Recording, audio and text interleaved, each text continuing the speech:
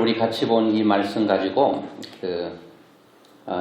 그 훈련의 복 10번째 시간으로 고난 3번째 시간으로 우리가 함께 은혜를 받기를 원하는데요. 오늘이 제가 고난에 대한 설교 3번째 합니다. 첫 번째는 일반적인 고난, 인간에게는 고난이 오는 것이 이상한 일이 아니고 그건 자연스러운 일이다. 그래서 이 땅에는 고난이 없는 사람이 없다.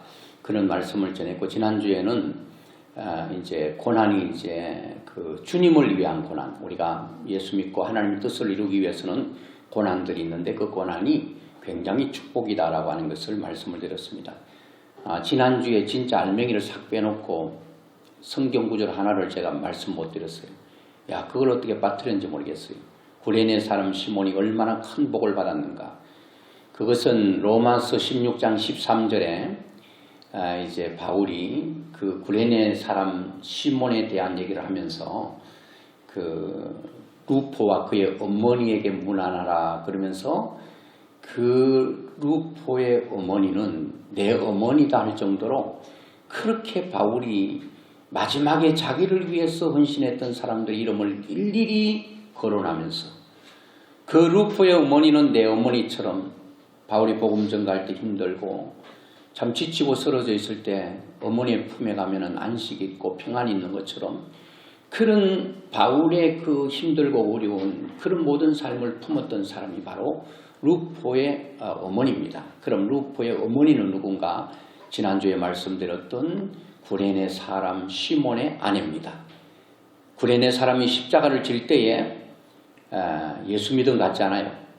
그런데 십자가를 지고 주님과 함께 갈 때에 주님으로부터 분명히 복음을 전해 들었을 것이고 세대가 흘러 후대에 와서 그렇게 위대한 사람으로 성경에 기록되고 복을 받았던 사람, 바로 구레네 사람 시몬의 아내와 그의 아들 루포에 대해서 바울이 그렇게 극찬을 하고 있는 걸 볼 때에 진짜 주를 위한 고난은 절대 헛되지 않는다. 반드시 하나님께서 너희들이 헌신한 만큼, 너희들이 수고한 만큼, 너희들이 눈물 흘린 이상의 놀라운 복으로 갚아주셨던 것을 보게 됩니다. 그러면 오늘 3번째 시간으로 바로 예수님의 고난에 대한 말씀을 함께 나누기를 원하는데요. 오늘이 종료주일입니다. 예수님께서 예루살렘으로 이제 잡히시기 전에 이제 신문 받으시고 재판 받기 위해서 예루살렘으로 이제 입성을 하게 됩니다. 입성할 때에 수많은 사람들이 종려나무 가지를 꺾어 흔들면서 다윗의 자손으로 오신 하나님을 향하여 호산나 다윗의 자손이 하면서 많은 사람들이 길거리에서 예수님을 환호했습니다. 그리고 어떤 사람은 자기의 옷을 벗어서 예수님 타고 가는 낙이 가는 길에 깔면서 왕을 칭송했습니다. 아마도 그들은 종려나무 가지를 흔들면서 자기 몸을 벗어 왕으로 오신 분의 길을 평탄케 하면서 그분은 바로 로마 압제하에 있는 우리를 해방하고 우리의 원수를 무찌르고 놀라운 일을 하실 분으로 알았는데 자기들의 생각과 달랐습니다. 너무나도 원수를 무찌르는 게 아니라 원수를 사랑하고 완전히 자기들의 생각과 반대 방향으로 가고 말았습니다. 엄청난 힘과 능력으로 엄청난 일을 할 줄 알았는데 십자가에 맥없이 죽어가는 그 예수님을 바라볼 때 그들은 오늘은 예수님을 환영하고 찬양하고 영광을 돌렸지만 내일은 그 예수님을 향하여 배신하고 모른다 하고 저주하고 이런 사람들이 바로 그런 사람들인 것입니다. 오늘은 호산나 다윗의 자손을 향하여 환호성을 했던 사람이 내일은 저를 십자가에 못 박으라고 외친 사람이 다른 사람들이 아니라 그때 그 사람들이 그렇게 한 거예요. 우리도 별반 다르지 않을 거예요. 오늘은 하나님을 손들어 찬양하다가 내일은 그 손들었던 그 손으로 하나님을 저주하고 하나님을 욕하는 사람들이 얼마나 많은지 모릅니다. 그래서 우리의 신앙을 잘 유지한다는 것은 굉장히 중요한 일인데요. 그래서 오늘은 예수 그리스도의 고난을 생각해 보면서 왜 주님께서 고난을 당하셔야만 했는가? 그 고난을 안 당하면 안 되는가?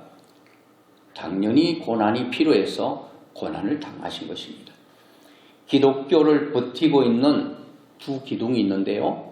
십자가입니다. 하나는 십자가, 또 하나는 부활입니다.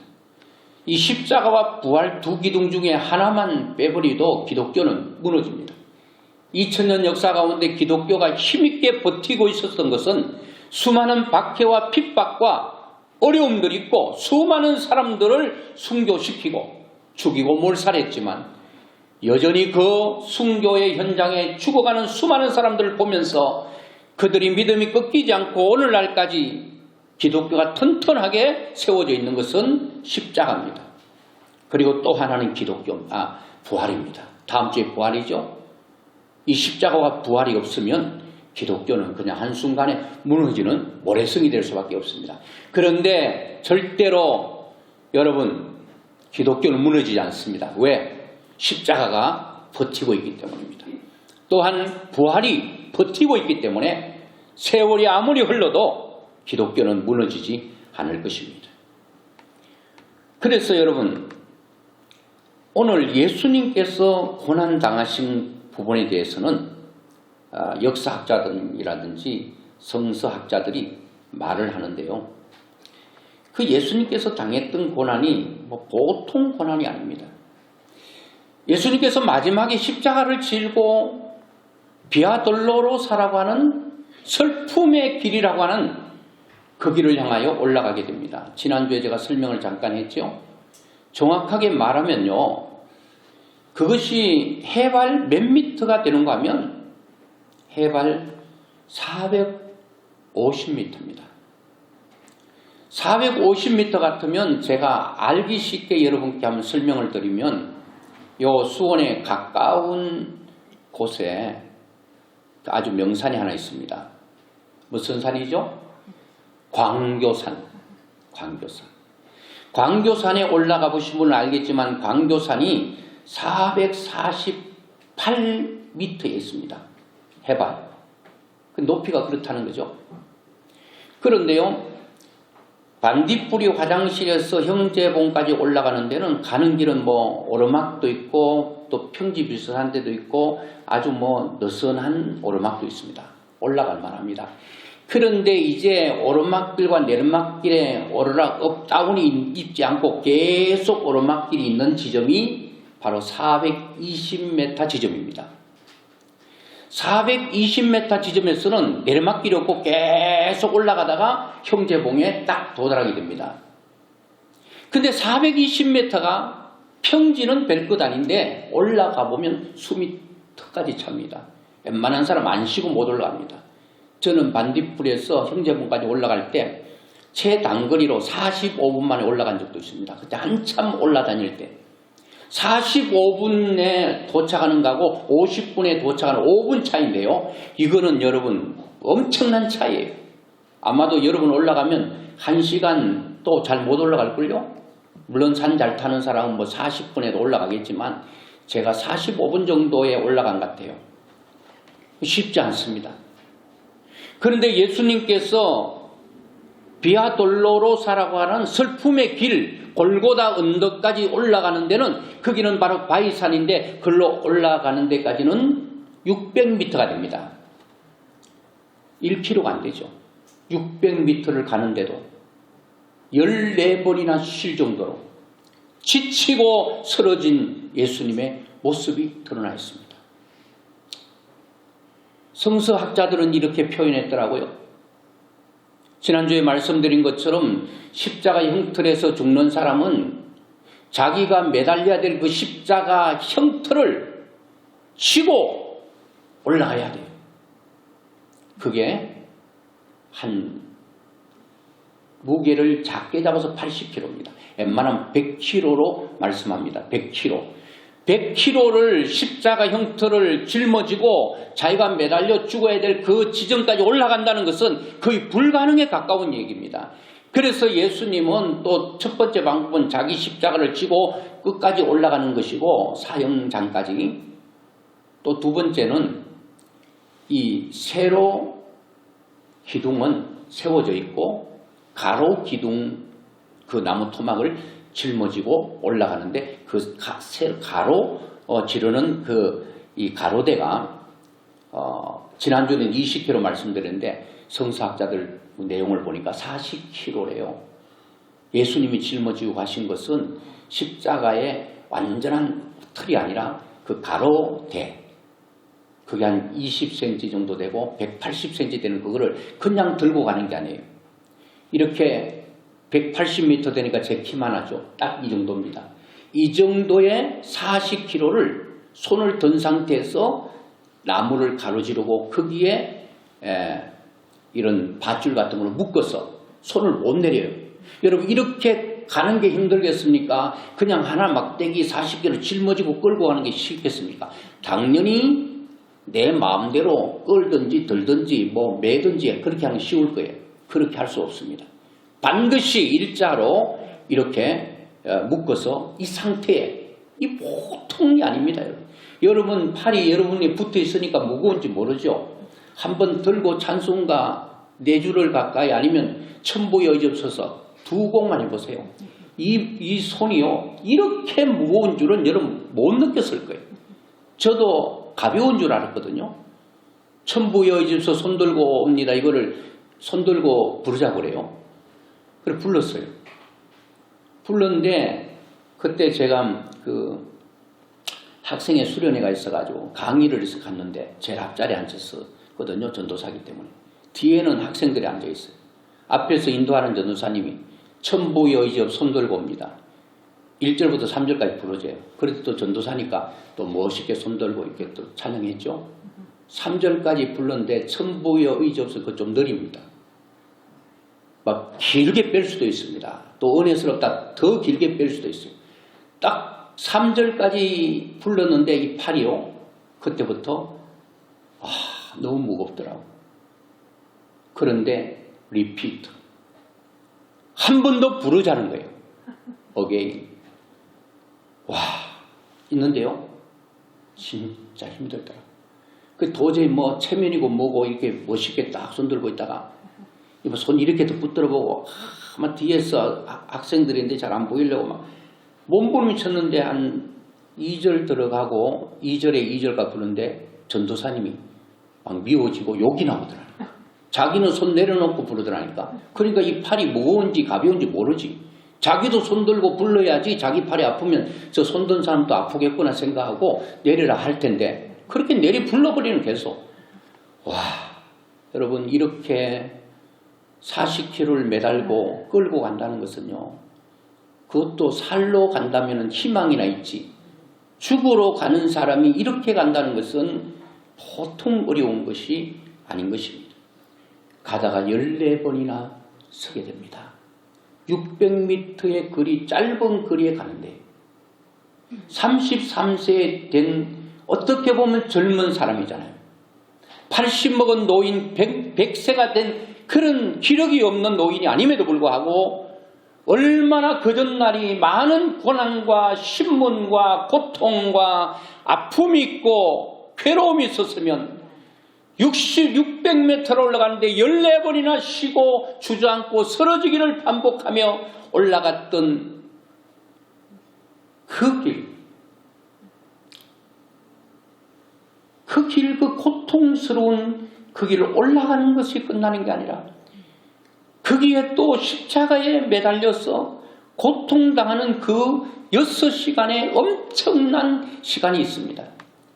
얼마나 괴롭고 힘들었는지 육체적인 고통이 얼마나 컸는지 비아돌로로사라고 하는 그 슬픔의 언덕이라는 그게 이제 우리가 성지순례를 가면 다 한 번씩 가게 됩니다.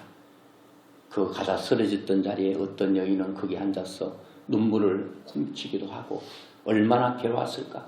그렇게 올라가요. 근데 얼마나 힘들고 어려웠으면 웬만하면 그 십자가 형틀에서 매달려 가지고요. 최장 9일 동안 매달려서 죽기도 한대요. 그렇게 오래 간대요. 근데 예수님은 십자가에 매달린 시간부터 돌아가시는 운명하시기까지의 시간이 하루가 아니었어요. 6시간 만에 돌아가십니다. 그 6시간 짧은 시간에 돌아갔다는 것은 무엇을 반증하고 있는가 하면 이미 그의 몸은 죽었다는 겁니다. 건강한 사람이 십자가에 매달려 3장 9일 동안 버틸 수 있는 그 십자가 위에서 단 매달리고 6시간 만에 운명했다는 것은 그의 고통을 미루어 우리가 역으로 추적해서 추정할 수 있습니다. 그 엄청난 고통을 주님께서 지셨다고 하는 것입니다. 40km나 되는 그 엄청난 길을 올라갔다는 겁니다. 여러분, 예수님께서 당했던 고통은 육체적인 고통만 당한 게 아니에요. 여러분, 채찍도요. 바울도 유대인들이 때린 매 40에 하나 감한 매를 맞았어요. 왜? 유대인들은 40대를 때리면 사람이 죽는 수준이라고 생각하는 겁니다. 그래서 한 대, 두 대를 매를 세면서 39대까지 딱 때리고 40번째는 때리지 않습니다. 왜? 40번까지 때리면 사람이 죽는 수준이기 때문에 죽으면 안 되니까 39대까지 몇 번 맞았다 그러잖아요. 그러니까 바울은 몇 번 죽을 뻔 당했죠. 매 맞아 죽을 뻔도 당했지만 파선해서 죽을 뻔도 하고 여러 가지 일로 죽을 뻔을 많이 당했는데 예수님의 매는 유대인들이 때린 매 35, 39대로 그치는 매가 아니라 로마 병정들이 때리는 매였거든요. 그들은 매 수를 세지 않습니다. 무지막지하게 계속 때리고, 그런데 그 매가 로마 사람들, 여러분 성화를 보면 아시겠지만 패션 오브 크라이스트라고 하는 그 영화에도 보면, 성화에도 보면 그렇게 나오잖아요. 그 가죽 뒤끝에 뼈 있죠. 뼈 조각을 끝에 매답니다. 그리고 어떤 데는 쇠붙이를 달아요.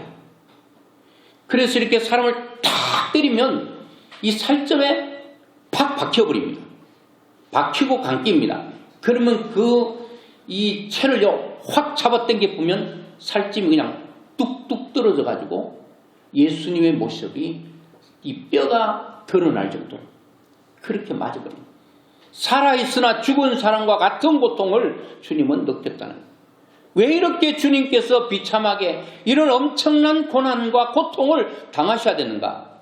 이 십자가 형틀은 엄청난 흉악범들에게 주는 아주 우스운 형틀입니다. 근데 주님께서 육체적인 고통만 당하신 게 아니에요. 그리고 이 육체적인 것도 왜 당하셔야 되는가? 그렇게 안 당하시면 안 됐는가? 마태복음 26장 67절에 보면 이에 예수의 얼굴에 침 뱉으며 주먹으로 치고 어떤 사람은 손바닥으로 때리며, 예수님께서 갈 때요 침 뱉어버렸어요. 그럼 치욕스러운 거 아니겠어요? 사람에게 침뱉음을 당했다. 이거는 인간으로서 견딜 수 없는 모욕입니다. 정신적으로 충격이 엄청날 겁니다. 여러분, 누가 여러분들에게 침 탁 뱉고 갔다고 생각해 보세요. 참을 수 없는 울분이, 정신적인 충격이 이만저만이 아닐 거예요. 그분이 인간입니까? 하나님이시잖아요. 완전한 인간이시면서 완전한 하나님, 신성과 인성을 동시에 가지고 계신 분. 육체를 가지고 있기 때문에, 예수님도 인간의 모습을 가지고 있기 때문에 침뱉음을 당할 때에 그가 당했던 모욕과 정신적인 충격은 크으리라고 생각됩니다. 주먹으로 치고 어떤 일은 손바닥으로, 손등으로 예수님의 뺨을 때리고, 이것은요 뺨을 때리고 하는 것은 아픔보다는 이거는 그 사람을 아주 무시하고 치욕스럽게 하고 모욕감을 주기 위해서입니다. 그를 나는 최고로 너를 무시한다, 그런 얘기거든요. 이런 모든 것들을 보면 아픔보다는 매, 채찍 이런 것들은 육체적인 고통, 육체적인 아픔을 말한다면 마태복음 26장 67절에 나오는 얼굴에 침뱉음을 당하고 주먹으로 치고 또 어떤 사람은 손바닥으로 예수님을 치고 이것은 전체적으로 정신적인 충격을 가하려고 하는 거예요. 왜 그러셨을까? 꼭 이렇게 예수님 하나님이신 그분이 이렇게 치욕스럽게 이런 거를 정신적인 충격을 받으셔야만 했는가라고 하는 것입니다. 왜 그러셨죠? 67장 68절 이후 75절까지는 그 이어서 누가 나오는가 하면 정신적으로 충격을 받은 대신에 또한 여러분 가장 믿었고 가장 사랑했던 어떤 가는 제자 누구예요? 베드로죠. 베드로가 예수님을 따라가다가 어떤 연약한 계집종이 너도 보니까 저 예수님과 같은 사람이지. 아니야 잘못 봤어. 너 같이 있는 거 봤는데 아니야 너 잘못 본 거야. 3번씩이나 물을 때 마지막에는 예수님을 저주까지 합니다. 그놈 나 모른다. 이렇게 얘기했을 때 예수님께서 모르셨을까요? 믿었던 사람으로부터 배신당하는 배신의 아픔은 견디기 힘든 고통일 것입니다. 배신은 육체적으로 나에게 무엇을 힘을 가한 게 아니에요. 그냥 정신적으로 내 머리부터 발끝까지 나를 무너뜨리는 그런 엄청난 그러한 고통일 것입니다. 왜 당했죠? 저는 이런 말씀을 보면서 십자가를 지시는 것을 보면서 오늘 본문에도 채찍에 맞음으로 너희가 나음을 받았다. 왜 채찍 맞았을까? 왜 엄청난 고통을 십자가상에서 당했을까? 이것은 한마디로 하면 너의 행복을 위하여. 여러분 이것은 십자가 형틀 가운데 죽는 것은 큰 흉악범들에게나 주는 것입니다. 그런데 예수님은 죄가 없어요? 없지요. 한번 보십시다. 죄가 없는지. 히브리서 4장 15절 말씀에 보면 우리에게 있는 대제사장은 우리의 연약함을 동정하지 못하실 리가 아니요 모든 일에 우리와 똑같이 시험을 받으신 이로되 뭐가 없으시다고요? 죄는 없으시니라. 죄가 없는데 왜 죄인들이 지는 십자가를 지고 그 형틀에서 죽으셨는가? 왜 무죄한 자를 죄 있는 것처럼 해서 죽였는가? 여러분 이해되시죠? 내가 빚을 졌다면 그 누군가 빚 없는 사람이 그 사람의 빚을 갚아줘야 돼요. 그래야 그 사람 빚진 자가 그런 채무에서 벗어나게 되는 거예요. 그리고 채권자가 나를 괴롭히잖아요. 죄가 있으면 고통이 있어서 행복할 수 없어요. 너의 행복을 위하여 너의 죄가 있는 한 너는 행복하지 못하니까 너 죄 때문에 내가 죄 없는 내가 십자가에서 죄인이 되어버리고 거기서 죽는 거다. 누구 죄 때문에 죽었다고 말하는가요? 고린도전서 15장 3절에 보니까 내가 받은 것을 먼저 너에게 전하였노니 이는 성경대로 그리스도께서 우리 뭐를 위하여? 죄를 위하여 죽으시고. 누구의 죄? 여러분과 저의 죄를 위하여 죽으셨다고 분명히 말하고 있습니다. 예수님이 죄가 있어 죽은 게 아니라 죄 없으신 그분이 죄인처럼 죽은 것은 죄인된 우리를 죄에서 해방시키기 위해서 대신 죄의 대가를 지불하기 위해서 죽으셨다는 거예요. 그게 여러분 쉽지 않죠. 자, 그러면 주님께서 십자가상에서 채찍에 맞음으로 너희가 나음을 입었다라고 말할 때 이 말씀을 가지고 나음을 입었다고 그랬거든요. 그런데 이 말씀이 실제로 여러분과 저의 삶 속에 그대로 이루어져야 돼요. 근데 이 땅에는 여전히 그리스도인들 중에도 나음을 입어버린 과거로 내 모든 고통이 육체의 고통이 끝난 게 아니라 여전히 나에게 육체적인 고통이 있어요. 질병이 있어요. 아픔이 있어요. 눈물이 있습니다. 슬픔이 있습니다. 괴로움이 있습니다. 그건 어떻게 된 거예요? 나음을 입어버렸는데. 그런데 아직도 이 세상에는 이런 것들이 있습니다. 나를 육체를 고통스럽게 하는 질병이 나를 완전히 옥조이기도 합니다. 나를 꼼짝달싹 못하게 감옥에 나를 집어넣고 나를 자유를 박탈하는 질병이 있을 수 있습니다. 그리고 예수님께서 뺨을 맞으시고 여러분 침뱉음을 당하는 이런 정신적인 고통이 여전히 오늘을 살아가는 우리에게 있다는 겁니다. 왜 있죠? 나음을 입었다고 했는데 이미 주님께서 십자가에서 다 해결해버렸다고 그랬는데 주님께서 십자가에서 교환해버렸다고 했는데 너희들이 2000년도를 살아가는 너희들의 육체의 고통, 정신적인 고통, 여러 가지 고통 가운데 있는 너희들의 모든 고통을 내가 십자가상에서 못 박아버리고 그 대신에 너희들에게 나음을 줬다, 자유를 줬다, 건강을 줬다, 완전히 풀어놓아 자유케 했다. 이렇게 주님께서 십자가상에서 교환을 시켜주셨거든요. 그런데 있어요. 완전히 없어져야 되는데 이 땅에 여전히 존재하는 것은 여러분 죄가 이 땅에 있기 때문입니다. 또 하나는 우리를 괴롭히는 악한 사단이 있기 때문입니다. 우리의 육체를 공격합니다. 우리의 정신세계를 공격합니다. 그래서 주님은 또 다른 해결 방법으로 기도를 주셨고 우리에게 고통과 아픔이 없다면 기도가 필요 없지 않겠습니까? 뭘 하나님께 구할 필요 뭐 있겠습니까? 우리는 눈물이 있기 때문에 눈물을 거둬달라고 기도하고 나에게 아픔이 있기 때문에 아픔을 거둬가달라고 기도하고 기도하는 거 아니겠습니까? 그런데 여러 가지 얘기했지만 저는 예수님께서 채찍에 맞음으로 나음을 입었도다라는 엄청난 역사가 우리의 삶에 그대로 실제화, 그대로 동일시 되기 위해서는 어떻게 해야 되는가 고민 많이 했습니다. 하나님, 주님 채찍에 맞음으로 나음을 입었습니다.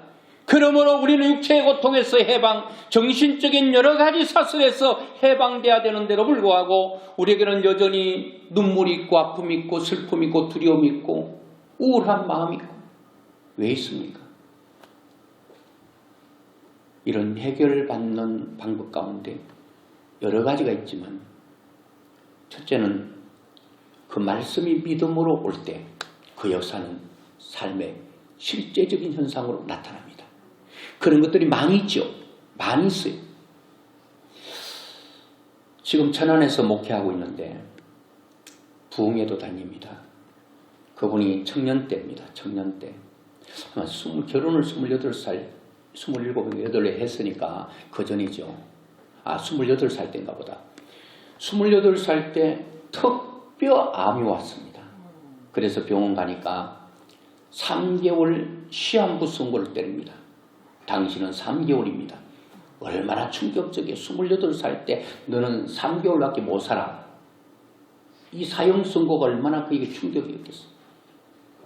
막 이 온 입에 고름으로 꽉 차있고 못 사는 거예요.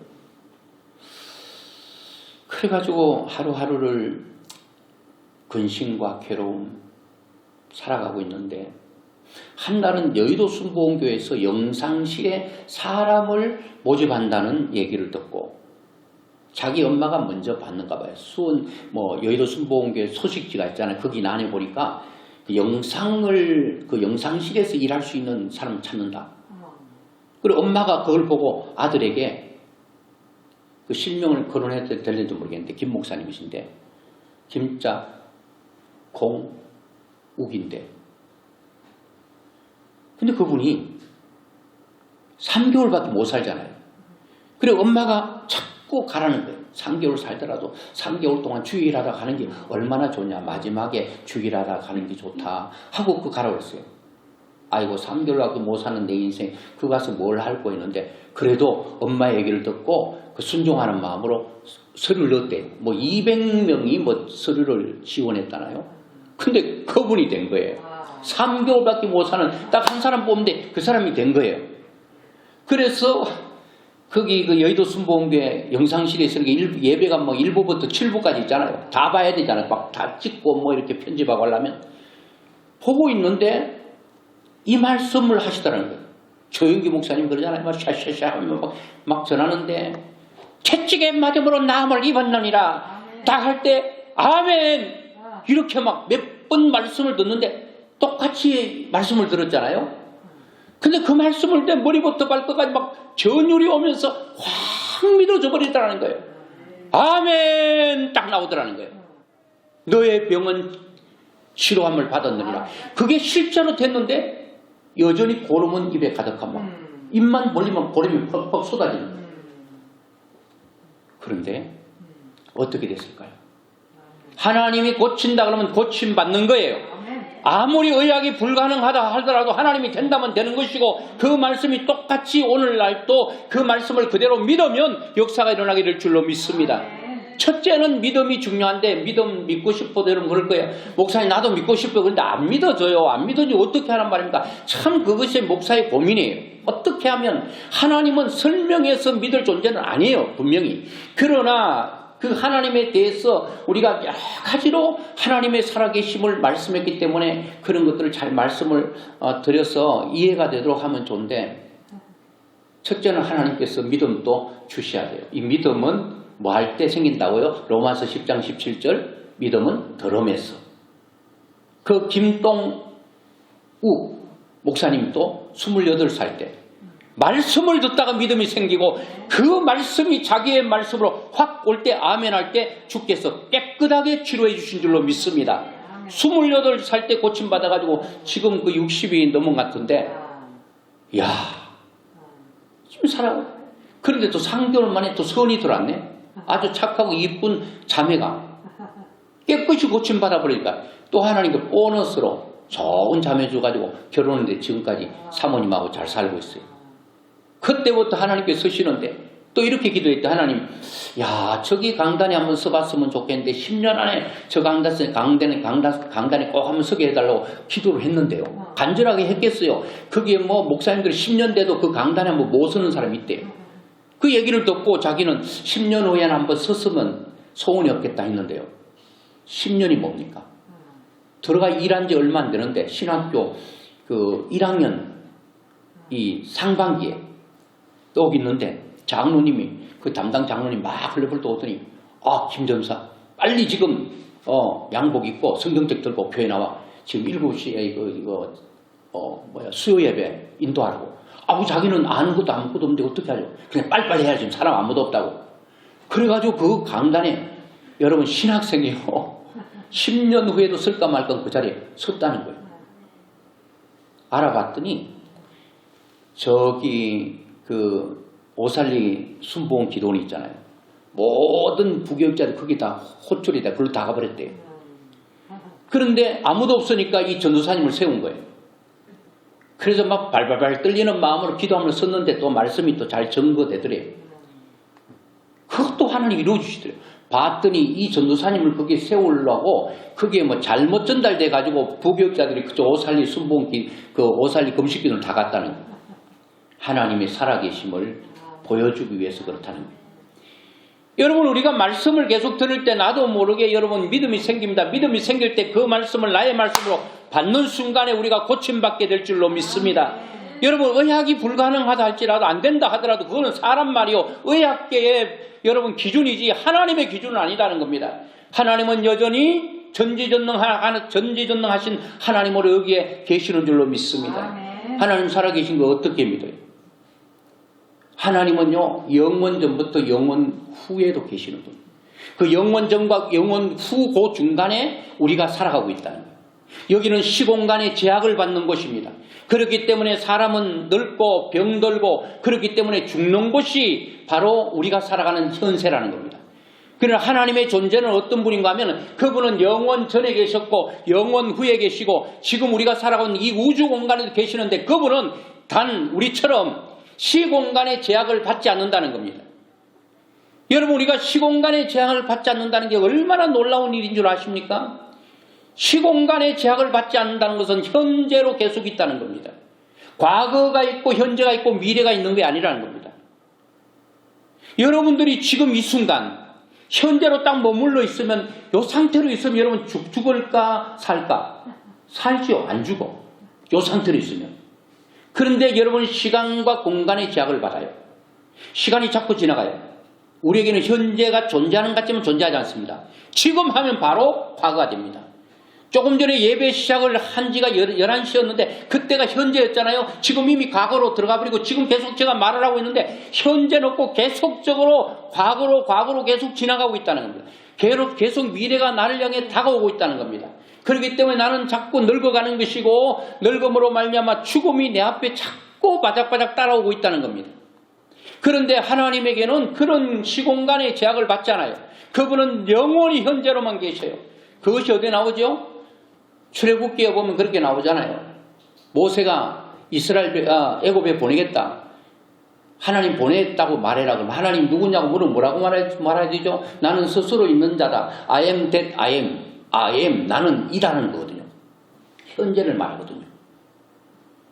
하나님은 늘 현재예요. 우리는 I am happy. 나는 행복하다 이거잖아요. 그러면 나는 행복하다 말하는 순간에 벌써 과거가 되어버리고 I was happy가 됩니다. 하나님의 그 말씀, 하나님의 존재는 이분은 늙지도 병들지도 그러므로 죽지도 않아요. 왜? 시간의 제약을 받지 않습니다. 과거와 현재와 미래가 없는 분이에요. 그리고 영원 전부터 영원 후까지 있을 뿐 아니라 그분은 지금 우리가 살아가는 이 세상에 그대로 능력의 하나님으로 그분은 능력이 여러분 쇠하거나 늙거나 여러분 약해지지 않는 존재가 바로 하나님이라는 겁니다. 그분이 우리에게 말씀하고 있다는 겁니다. 더 자세하게 말씀을 드릴 수가 있는데 하여튼 여러분 성경의 전체가 하나님이 하나님 되심을 말하고 있어요. 오늘 제가 이사야를 읽었지만 이사야서는 언제 기록한 거죠? 여러분 BC 기원전 기원 주전과 주후로 나뉘는데 주전이 여러분 예수님 오시기 전을 주전이라고 하는데 바로 주전 몇 년도에 700년 전에 예수님이 이 땅에 오신다는 것을 예언했다는 거예요. 여러분 신이 되려면 미래를 예언할 수 있어야 돼요. 왜 여러분 무당들이 미래를 예언하지 못할 다 틀리니까. 인간은 그 누구도 여러분 미래를 예언할 수 없어요. 그런데 하나님이어야 미래를 예언할 수 있는데 그 예언이 정확하게 맞아야 그게 신이 되는 겁니다.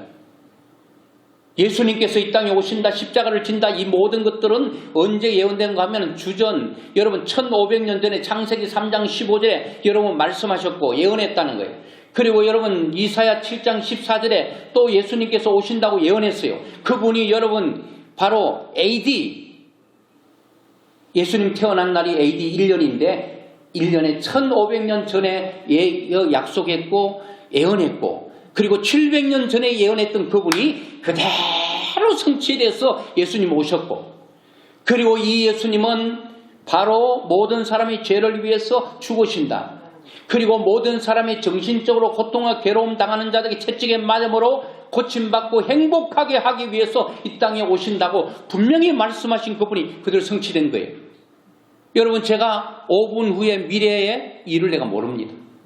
왜요? 신이 아니기 때문에. 인간이기 때문에 그래요. 인간은 I don't know입니다. 몰라요. 여러분 뭐 점치는 사람 미래 I don't know 몰라요. 자기 인생도 몰라요. 아무것도 아는 이가 없다. 하나님만 안다는 거예요. 이야. 그리고 여러분 믿음이 어떻게 생기는가 하면 믿음 있으면 역사가 나타나는데 여러분 내가 직접 조금 전에 김땡우 그 목사님처럼 말입니다. 직접 경험하면 하나님에 대한 믿음이 자꾸 커져요. 그렇지 않더라도 내 가장 가까이 저는 생각할 때요. 우리 성도님 중에 이런 지금 말씀 들을 때 우리가 다 알고 있는 그분이 육체적으로 고통당하는데 딱 딱 치유함을 당하는 걸 눈으로 우리가 딱 보면 가장 가까이 보잖아요. 그 집사님, 그 성도님이 육체적인 고통에서 노임받는 걸 딱 보는 순간 나에게도 그 믿음이 100%에서 한 많이 오면 한 60% 오지 않겠습니까? 간접적으로 그분의 하나님을 만난 경험을 통해서 내가 눈으로 내가 체험하고 경험함으로 나도 믿음이 생길 수 있다는 거예요. 간접적인 것. 이 믿음이 생기면 이 말씀이 그대로 성취되는 거예요. 또 하나는 이런 것들은 하나님께서 믿음을 주셔야 돼요. 또 내가 말씀을 들음으로 이거는 우리 편에서 해야 되는 거잖아요. 하나님을 경험하고 말씀을 들음으로 믿음이 생기고 그리고 간접과 직접적인 경험을 통해 생기는데 하나님께서 우리 스스로 우리의 육체와 우리의 정신을 잘 관리할 수 있도록 하나를 주신 것입니다. 이 말씀을 여러분 꼭 드리고 싶습니다. 주님의 고통이 헛되게 돌아가게 해서는 안 됩니다. 너희들의 아픔을 위해서 너희의 아픔을 바로 치유하기 위해서 내가 십자가에 죽었다. 내 죽음이 고난이 헛되지 않게 하려면 너는 그 고통과 고난에서 자유로워야 된다. 예수 안에 참 자유와 기쁨이 있어야 된다. 그겁니다. 제가 박진영 JYP 엔터테인먼트라고 하는 대표죠. 뭐 엄청난 성공을 이루는 거잖아요. 그 박진영 씨가요. 그렇게 행복하고 싶었대요. 행복하고 싶었다. I want successful. 나는 성공하고 싶다. 그리고 박진영 씨만큼 빠른 시간에 성공한 사람도 없지 않나 싶어요. 젊은 날에 그 작곡, 작사 또 여러 가지 그 가수들을 배출해내는 데서 성공을 했습니다. 아주 젊은 나이에. 또 젊은 나이에 좋은 사람하고 결혼도 했습니다. 그런데 성공은 이뤘고 다 가진 것 같은데 마음 한구석이 허전하고 텅 비어있고 왠지 모르게 외롭고 쓸쓸하고 뭔가 꽉 찬 기분이 아니더래요. 그래서 이혼도 해버렸대요. 이게 나의 행복을 앗아가는 그런 원인이 된 거죠. 이혼도 했대요. 그리고 자기 마음대로 살아봤대요. 이혼해도 빈 마음이 차질 않더래요. 자기 마음대로 여러분 돈을 물 쓰듯이 펑펑 쓰면서 돈이 있으니까 어딘들 못 가겠어. 우주인들 못 가겠어. 다 가보고 해도 여전히 비어 있었어.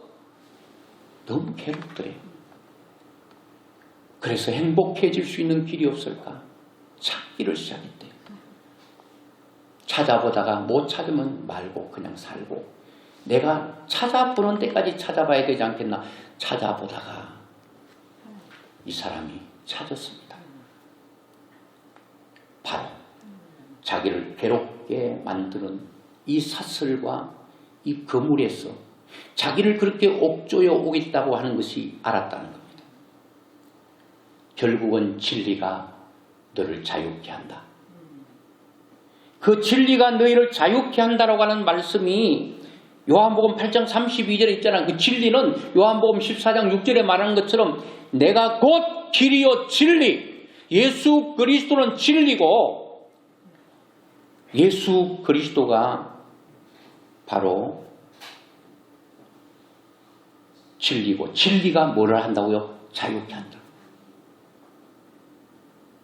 그래서 이 박진현 씨가 제대로 만났어요. 제대로 만나가지고 그때부터 여러분 이 사람이 완전히 달라진 거예요. 완전히 달라졌습니다. 지금은 그렇게 자기를 괴롭게 했던 그런 게 다 없대요. 이제는 너무너무 행복하다고 그가 말하고 있는 것을 제가 봤습니다. 하나님께서 우리를 행복하게 여러분 행복하게 살기를 원해요. 너의 행복을 위해 내 고난당했다. 이렇게 연결시켜도 잘못된 게 아니에요. 주님의 고난은 아픔은 괴로움 있었는데 여전히 주님께서 십자가상 교환시켜줬는데 내 거는 그대로 그 고난이 있다면 이게 뭐가 문제가 아니겠습니까? 하나님 쪽에서는 문제가 있는 게 아니에요. 제가 엔돌핀 얘기도 했고요.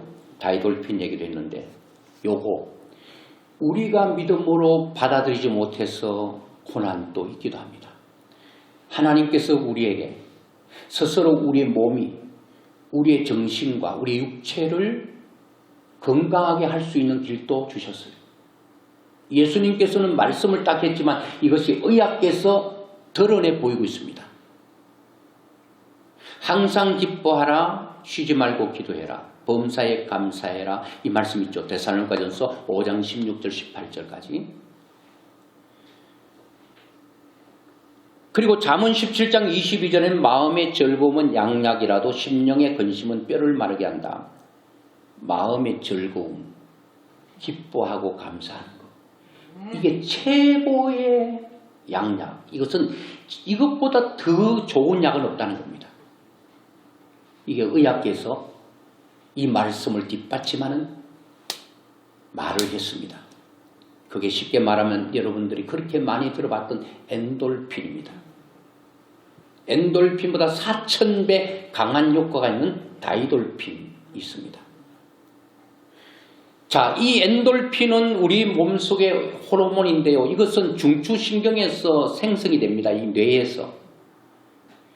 또 이런 거 들어보셨나요? 뭐 설교 시간에 여러분들이 말씀드렸는데 이게 그 교감신경과 부교감신경이라고 황수관 박사님이 많이 얘기했습니다. 우리의 몸은 교감신경과 부교감신경으로 나뉘어져 있습니다. 부교감신경은 우리의 뇌에 있습니다. 이것은 명령계통입니다. 여기서 딱 뇌에서 명령합니다. 아, 나 기뻐 행복해. 그러면 그냥 교감신경인 모든 것들이 연결되어 있습니다. 혈관과 피와 뼈와 근육과 심장과 우리의 간과 내 모든 것들이 연결되어 있는데 위에서 부교감신경에서 명령을 딱 내리면 교감신경이 그대로 받아서 그대로 진행시켜버립니다. 근데 이것을 여러분 자율신경이라고도 말하고 이것을 식물성 신경이라고도 말합니다. 자율성 신경은 여러분들이 조종 못한다거나 자동적으로 움직인다 그런 얘기예요. 근데 자율신경, 식물성 신경이라고 하는 이거는 자동으로 움직이는데 이 자율신경이 잘 움직일 수 있도록 영향력을 미치는 것은 여러분들이 그 영향을 미치게 한다는 겁니다. 자, 보세요. 이제 이 말씀과 연결시켜요. 하나님은 우리에게 행복하기를 원하는 건데 바로 주님의 고난도 너 행복을 위해서라고 말하는데 주님께서 너가 행복을 위해서 항상 기뻐하는 것, 범사에 감사하는 것 어렵죠. 이 엔돌핀은요 언제 우리 뇌에서 생성이 되고 추출이 되는가 하면은 기쁠 때 기뻐. 그때 엔돌핀이 지금 나오는 거예요. 여러분 막 기쁘면서 예배 드릴 때 막 기뻐하면서 엔돌핀이 뒤에 계속 지금 나오고 있어요. 근데 설교는 이렇게 기냐 짜증내고 우울하면 엔돌핀 아니고 아드레날린이라고 하는 안 좋은 것이 나와가지고요 우리의 심장을 공격하고 우리의 모든 교감신경을 공격해가지고요 혈압이 올라가고요 그리고 여러분 모든 것들이 기능이 다 틀어져 버리는 거예요. 그러니까 여러분들이 이 중추신경에 여러분 항상 그래 엔돌핀 이거는요 그렇다네 기쁨 또 뭐 즐거울 때 그리고 운동할 때 웃을 때 제일 많이 나온대요. 근데 이게요 딱 생겼다가 유효기간 짧다는 게 또 문제예요. 이 딱 생겼다가 아이고 내 기쁘네 즐겁네 막 하하 웃고 하면 바로 그냥 우리의 중심신경에서 엔돌핀이 쫙 나와가지고 5분 정도 있다가 사라진다. 근데 5분만 다 사라진 게 아니고 딱 생성됐던 엔돌핀이 나왔던 그 엔돌핀 호르몬이 나와가지고 50%가 사라지고 50%는 좀 천천히 죽는가 봐요. 그러니까 여러분 이거 엔돌핀이 계속 우리 머릿속에 있으면 여러분 내가 뭐라고 합니까? 몸인데 야 나 너무 기뻐 너무 행복해 너무 즐거워 아우 나 너무 만족해 그러면 성경이 그러잖아. 항상이라고 그랬어요. 때때로 네 마음대로 뭐 그냥 기쁠 때 좀 기뻐하고 그랬어요? 따라합니다. 항상 always 항상 그리고 범사에 모든 일들이 뭐 그냥 자빠지고 넘어지고 쓰러지고 이래도 범사에 감사 항상 기뻐하는 게 뭐예요? 웃는 거잖아요. 그러니까 야 이게 여러분 엔돌핀이 여러분 우리 집 살 때 기쁘고 장가고 시집갈 때 기쁘잖아요. 뭔가 돈 들어오면 기쁘잖아요. 요게 여러분 계속 안 가요. 집 사면 일주일 뭐 장가고 시집가면 한 달 뭐 다 이게 유효기간이 있어가지고 계속 장가 가야 돼요. 그러면 계속 집 사야 돼요. 계속 옷 사고 계속 머리 잘라야 돼요. 그럴 수 있어요. 자른 머리 또 잘라보면 완전히 그 백구가 되죠. 안 되잖아요. 근데 성경은 항상이라고. 야 그러면 이 중추신경에서 여러분 우리의 몸에요. 교감신경에게 다 하다라면요. 이게 그대로 받아서 움직이는 거거든요. 능동적으로 이 교감신경은 못 움직여요. 하달 받은 대로 움직일 수밖에 없어요. 수동태로 움직여요. 그런데 이 여러분 부교감신경은 능동으로 여러분 명령계통이기 때문에 명령만 하면 밑에는 다 순종하게 돼 있어요. 여러분 지금 몸이 괜찮은데 이 명령계통이야. 야 나 감기 걸려서 아파.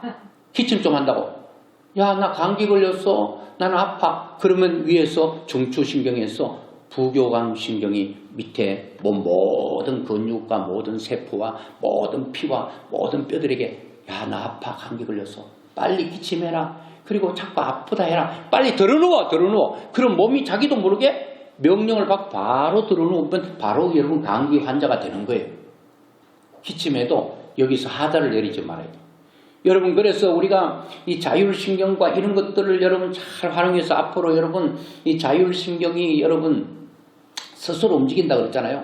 우리가 자극되는 대로 이걸 움직이는데 여러분들이 심장이 지금 한 60번 뛰어야 되는데 100번 뛰고 있는데 여러분 안 뛰게 하려고 야야 100번 뛰면 안 돼. 빨리 뛰지 말고 60번만 뛰어 정상으로 뛰어. 그런다고 여러분 말 들어요? 자기 마음대로 뛰어요. 근데 영향은 누가 주느냐? 여러분들이 혈압이 오르도록 여러분들이 자극을 주는 거예요. 이 속에 여러분 유입시키면 들어오게 하면 그것이 그렇게 움직이는 거예요. 그래서 여러분 이제 훈련하는 거예요. 주님은 여러분과 저에게 뭐를 위해 고난당하셨다고? 너 행복을 위해서. 너 행복해야 된다잉? 너 정신적으로 건물에 감옥에 갇혀 있으면 안 돼? 그걸 탈피하는 데는 내가 말했지 항상 기뻐해. 여러 가지 방법이 있는데 여러분 부교감신경을 높이고 교감신경이 여러분 항상 이 부교감신경의 말을 받도록 하기 위해서 성경은 말하고 있습니다. 제가 여기서 설교를 하니까 성령의 지배, 말씀의 지배를 받으면 여러분 부교감신경이 활발하게 움직이기 때문에 우리의 육과 우리의 정신과 모든 것들이 여러분 우리가 행복해질 수 있다는 행복이 뭐예요? 뭔가 여러분 만족 아니겠습니까? 뭐 만족은 부족한 게 없어야 만족이 되는데 그 만족감이라고 하는 게 뭔가 하나님 박진영 씨가 말했던 그 진리를 찾고 진리를 만났을 때 진리를 깨달았을 때 역사가 나타나는 거예요. 지금 엔돌핀과 또 다이돌핀 얘기인데 엔돌핀은 그때 웃을 때 운동할 때 기뻐할 때인데 엔돌핀의 4000배 높은 그거는 다이돌핀은 언제 생기는가 하면 감격할 때랍니다. 말씀을 읽을 때 감격하고 설교를 읽을 때 감격하고 또 사랑에 깊이 빠졌을 때 감격하고 애 낳았을 때 감격하고 엄청난 감격할 때에 엔돌핀의 4000배나 더 되는 강력한 호르몬이 나온다는 거예요. 감격하세요. 여러분 예배 드릴 때도 감격으로 예배 드려야 돼요. 아 기쁘다. 감격이 일어나요. 그래서 저는 기도할 때마다 하나님 예배가 의무적으로 드리는 게 아니라 진짜 힘들게 드리는 게 아니라 진짜 감격과 기쁨으로 엔돌핀의 4000배 이상 되는 다이돌핀 팡팡 터질 수 있도록 그렇게 하나님을 높이고 하나님 높여드리기 때문에 그 하나님께서 우리에게 기쁨을 주는 이런 역사가 일어나도록 저는 기도를 하고 예배에 임하는 거예요. 그래서 앞으로 여러분 이렇게 주님의 고통이 물론 예수님께서 고통당한 것은 우리의 행복만을 위한 게 아니라 가장 큰 문제는 죄라고 했죠. 죄 문제 해결하고 그리고 죄 문제만 해결한 게 아니에요. 우리가 이 땅을 살아가면서 이런 채찍에 맞음으로 나음을 입었다는 말씀이 그냥 글로가 아니라 여러분의 삶의 현장에 그대로 동일시되는 역사가 일어나고 아멘. 여러분들이 경험자요 체험자요 여러분들이 하나님을 높이는 주인공들이 될 수 있기를 주의 이름으로 축원합니다.